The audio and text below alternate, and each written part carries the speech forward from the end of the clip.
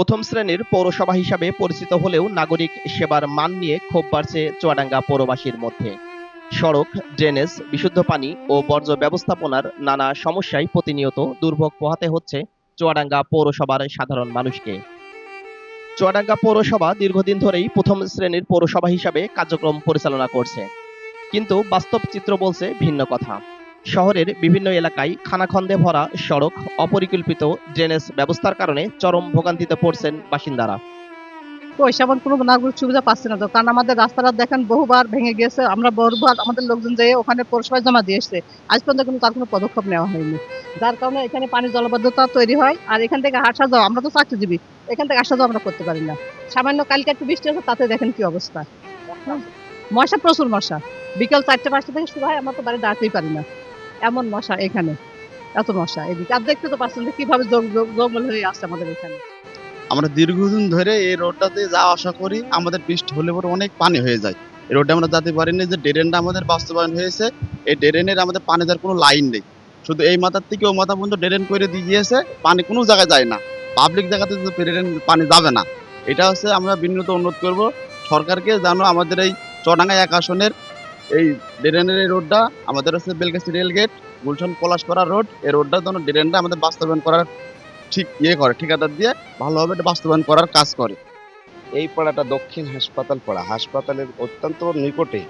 অথচ এই রাস্তাটা এখান থেকে হাসপাতালের থেকে গুলশান পাড়ার দিকে গেছে। এখানে এই রাস্তাটা যদিও পিচ, কিন্তু 1 হাঁটুর উপরে পানি হয়।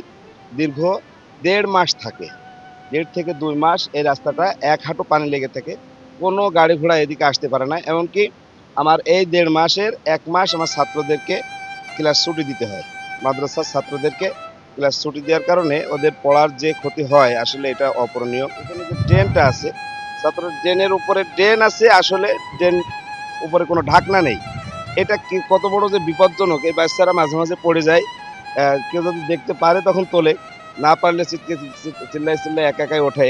কিন্তু এটা বড় বিপজ্জনক যে মাথাটা যদি নিচে পড়ে, তাহলে যদি উঠতে না পারে, কি সর্বনাশ তখন ঘটতে পারে। জীবন অবাক না করলে কে করবে? 28% মিল্ক ফ্যাটের অবাক করার সাথে ফ্রেশ মিল্ক পাউডার। জীবন অবাক করুক প্রতিদিন। এছাড়া শহরের বিভিন্ন এলাকায় বিশুদ্ধ পানির সংকট রয়েছে। ডাস্টবিন সংকোচ ও নিয়মিত বর্জ্য অপসারণ না হওয়ায় জনস্বাস্থ্য হুমকির মুখে পড়ছে বলে অভিযোগ স্থানীয়দের।